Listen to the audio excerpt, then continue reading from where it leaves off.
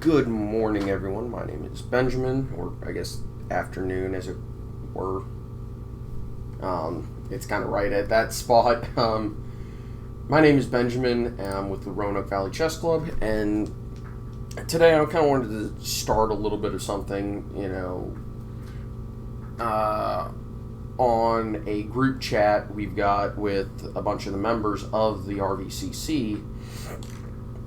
We were talking about, starting something of almost like an educational type thing. And I wanted to start off this and talk a little bit about openings, and specifically openings for beginners. And I need to learn how to actually use arrows. I wish I could. And talk about how you should think about the opening and how you should plan in the opening, and this is going to be aimed more for beginners, right? So up to about that 1200 level, maybe a little bit lower than that. And really what this is going to cover is basic principles, as well as ideas to consider, and last, as well as thinking critically in the opening, because it is absolutely important, right? Because if your opponent plays something that you're unfamiliar with, or you've never seen before, or you think is wrong, or something like that, well, that's when you need to think about it. You can't just play moves, from rote memorization, right? So let's say you're playing the London system, right? And let's say, you always get, this sort of a position.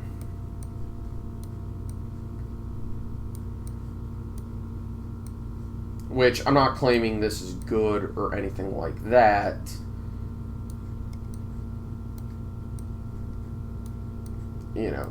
Better for one side or the other. Let's say you're always just getting this type of a position, right? But then your opponent does something you're not expecting on move one. Say they play knight f6. Okay, you follow through with your standard stuff, and wait, what's this? They play d6? Okay, whatever. Now, the London is one of those where it's somewhat unimportant what you play in response, but you get a lot of different positions from it, right? There are a few tricks and stuff like that, and I'll talk about those eventually.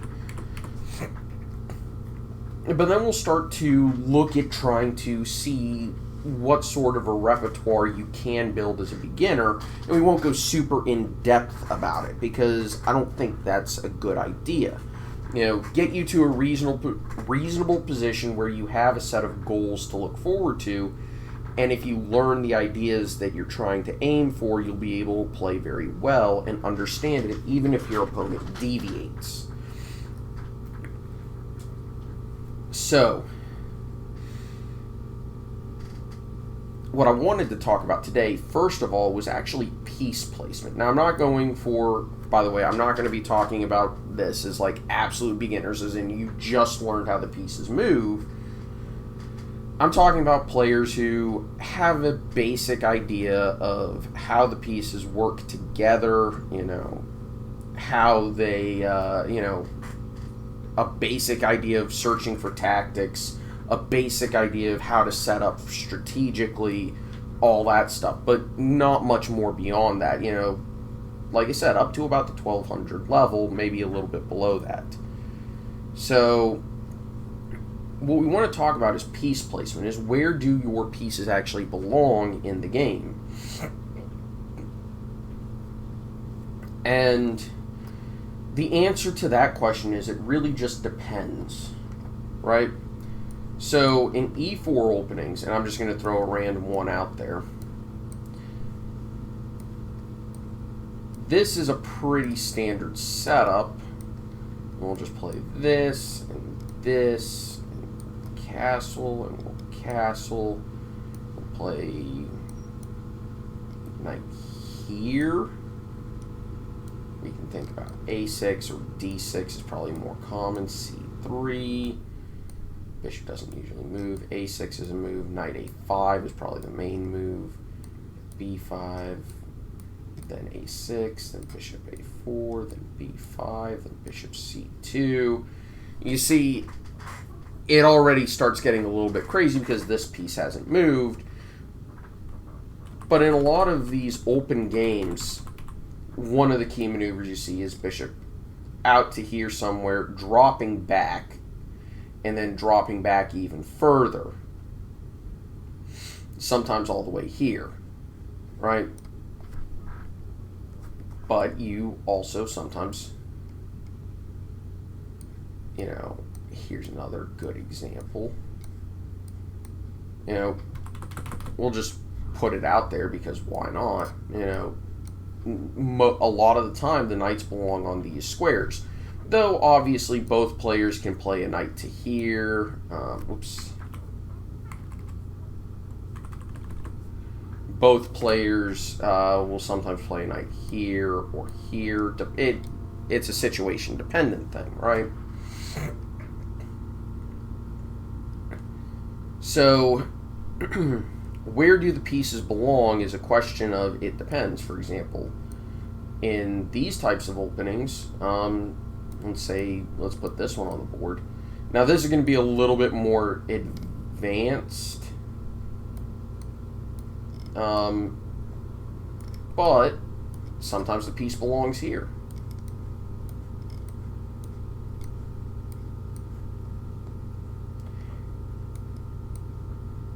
And then this is the real question, okay? And there's a big debate. Where does this knight belong?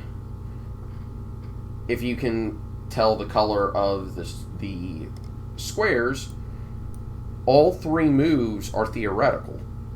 Where does this knight actually belong? Well, on a3 and d2, they both have a similar idea. And the idea is to go after this pawn. But, interestingly enough, on c3 and d2, it's also supporting.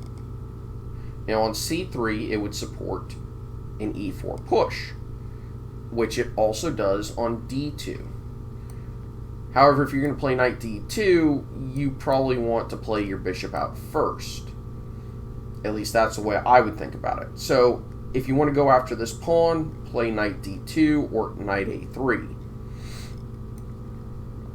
If you want to push e4, play knight c3. And that's why it sometimes matters. For example, you might go like this, and then like this. And you get a position. So,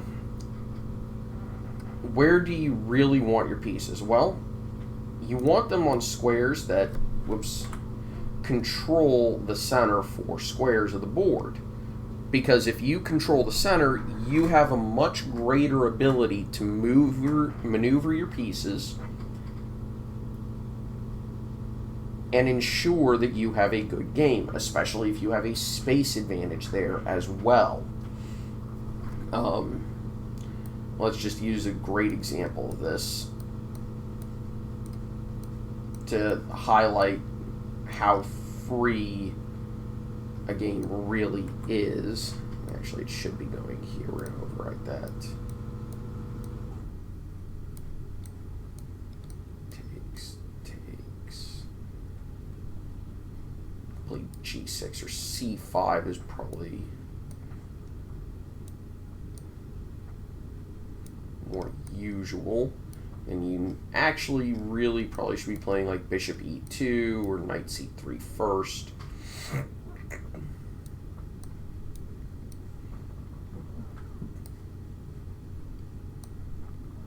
But you'll get a position like, say, this, where white has the center and black is trying to play around that. And I'm trying to remember.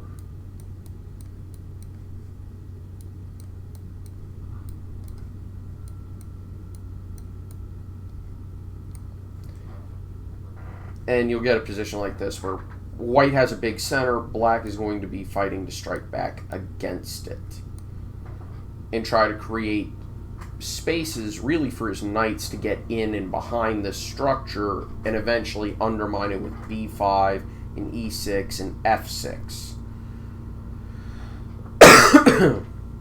Whereas white is just going to try and support the structure and eventually start pushing it and trying to run black's position over. And that's the real thing about piece placement, is it's going to always depend.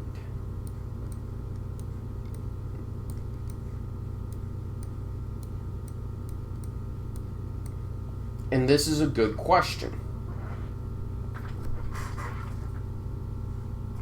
White probably wants to develop the knight to c3, but black wants to counter in the center with d5 at some juncture,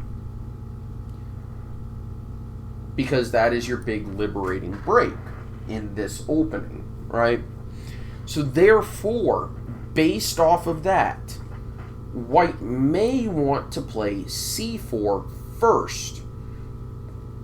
So that way, when you play d5, he can take into the center with a pawn. And let's just, for example, play a nothing move for black. Just to highlight this idea, we'll play h6, c4, d5, takes, and the knight goes somewhere. We'll just take here, I guess. And I think everybody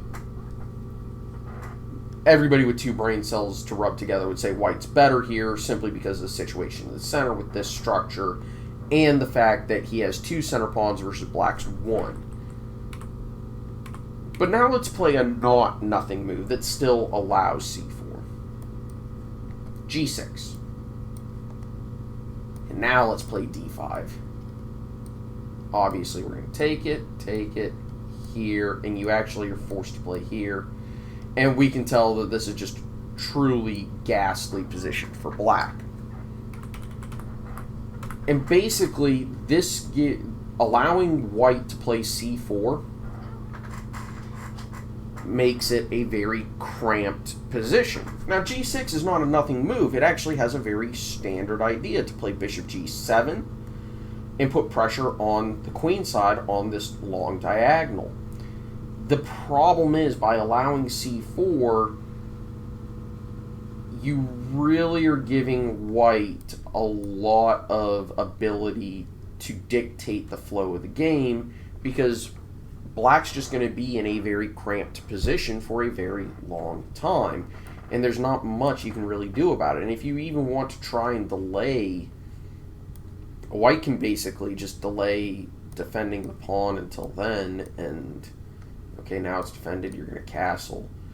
Cool, will castle. And you're kind of stuck in a not so... I don't think this is a good position for black. I just don't. And this is like the main line of this g6. But the point is, black's got the right piece placement. Like, black's piece placement is good. The issue is, he didn't take advantage of tempi and has allowed white's piece placement to be very good. White's piece placement would be actually worse if this pawn were on c2. At least, in my opinion, from a strategic standpoint. So therefore, you can make the argument that in this position, black is strategically better off forcing white to block his c-pawn and worsen his control of the d5 square and the center by playing knight f6 first, and then playing g6.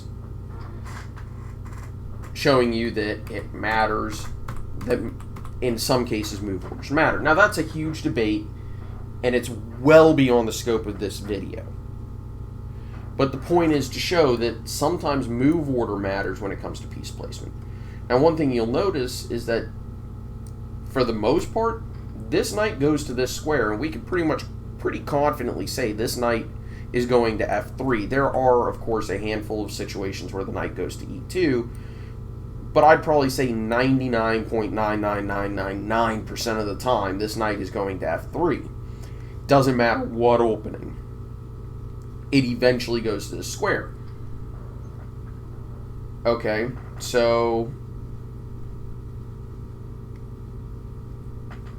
where does this bishop belong? Where does the light squared bishop belong for white? Well, that question is it going to e2? Is it going to c4? Or is it going to b5? They all have slightly different ideas. Bishop e2 is kind of a waiting move, and sometimes it'll go to f3 in those situations and pressure the center that direction. If it goes to c4, it's pressuring the d5 square, and a lot of beginners will like it because it also hits f7. And of course, if it's going to b5, it's actually pressuring the e5 square because you're pressuring the c6 knight that defends it. So it's really up to you how you want to play, but if you're white, I would suggest one of these two because they're more aggressive. Okay, where does this knight belong? Well, a lot of the time it's going here because it's immediately going to d5. However, sometimes it'll go to d2, and there it affects a whole different set of squares. c4 is supported, it's bolstering the knight on f3, and it's got ideas of going to f1 in either g3 or e3 to go here. However, e3 allows the flexibility of going to d5, which you may remember it could go in two moves, but sometimes it's better to take the long way around because it gives you more options. Because on e3, it can still go to d5, but it could also go to f5, where it influences a different set of squares. Whereas on c3, yeah, it can go to b5 or d5, and on d5 it's pretty good because it influences a lot of key squares. On b5, it's kind of just out there. There are situations where a knight on b5 is actually useful, but it's not very common. I mean, it is and it isn't. So what about the dark square bishop? d2 is not a square it usually goes to. e3 is, and then g5. So it's really, do you want it on e3 or g5? Every now and then you get somebody who plays bishop to f4, and occasionally it's good. But e3 and g5 are, I would think, far more common in terms of ideal placement of the bishop. And that's just a case of what are you needing it to do. Are you needing to immediately pressure the d5 square on g5, or are you happy to sit back and wait and see if if black is going to fiend Keto the bishop, in which case you can put a queen behind it and then play bishop h6. Your rooks, that question is not really an opening question, but it can influence your decision in the opening. For example, are you going to push a pawn in front of it to develop the rook? Are you going to castle a rook onto an already open file where it's already developed? Are you going to do a rook lift? You know, move a pawn one square, then rook up and over. Are you going to do this sort of a rook lift? You know, it all depends. Or are you just going to put your both rooks in the center? There's a lot of questions. Sometimes the rook also belongs on these files to attack a castled king.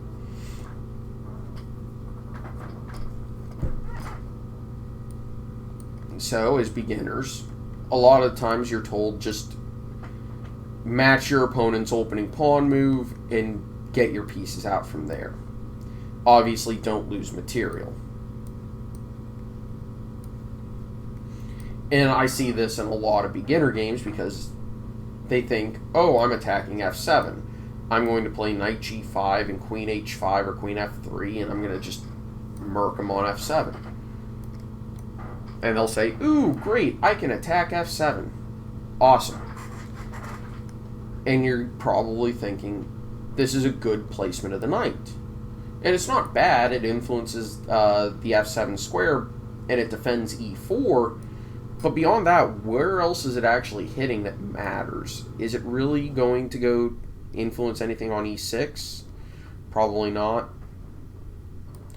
Is it going to h3? I doubt it. And it's not going to h7, I don't think, most of the time. So I'm a little skeptical that this is actually the best plan.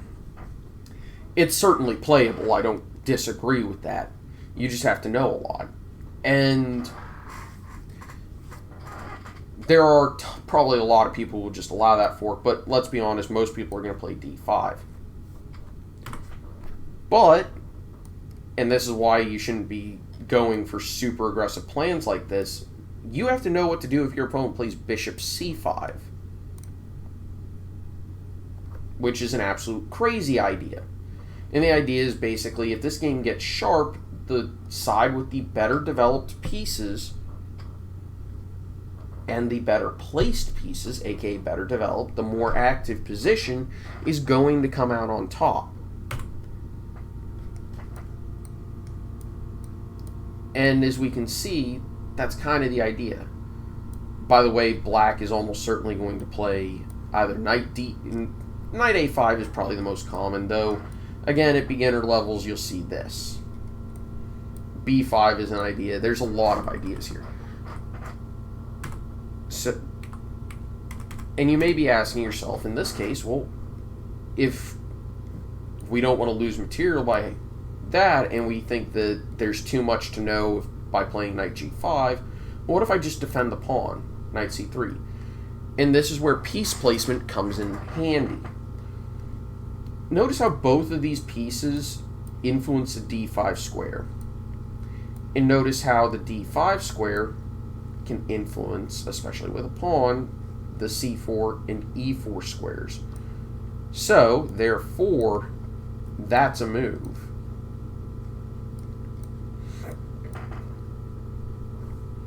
And black is doing reasonably well here. And, I mean, the game still goes on, but to say that white has his full advantage, I'm not so sure about that. So, therefore, you might consider playing d3.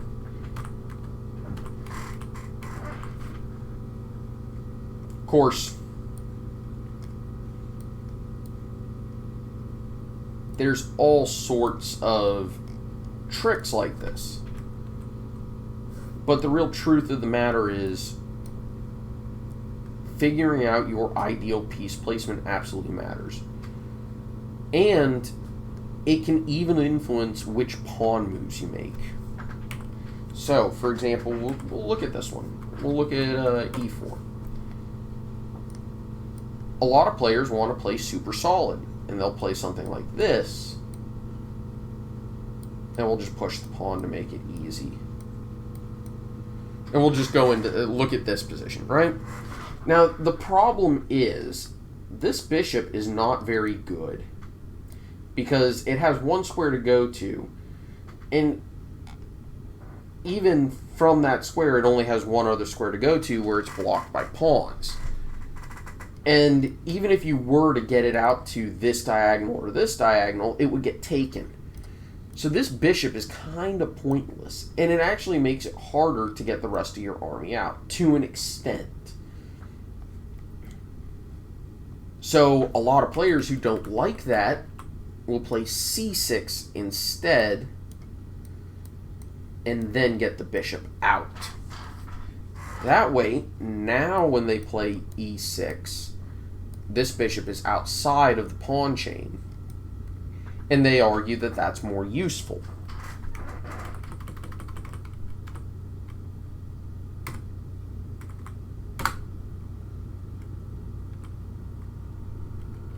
And that's kind of the basics of looking at piece placement, is where do your pieces really belong, not just at the start of the game, because we could argue that, if it's all about that, your knights are going to these squares.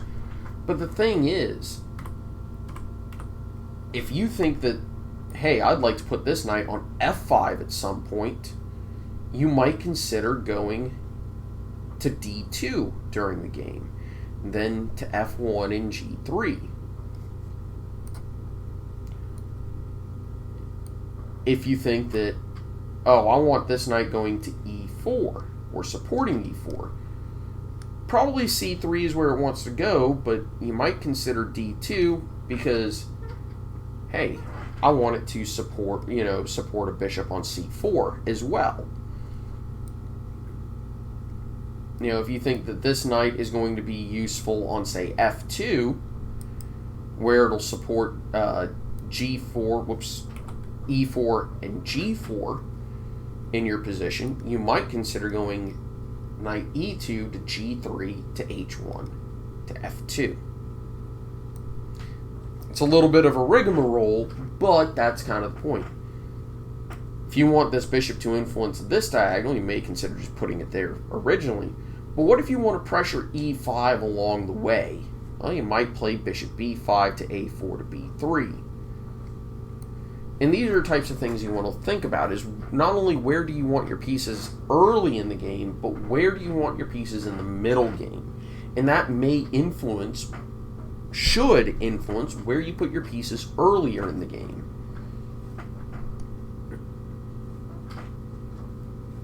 Anyway, that's kind of the basics of piece placement in the opening and basics of principles. And obviously you generally want your pieces in moving towards the center, and sometimes you may move that to the edge to influence the center. Anyway, that's going to be everything. My name is Benjamin. Next time in this series, we're going to talk about pawns in the opening. And then we're going to move beyond that and talk about thinking for move 1. And after that, we're going to talk about building a basic repertoire. Anyway, thank you for watching. Bye-bye.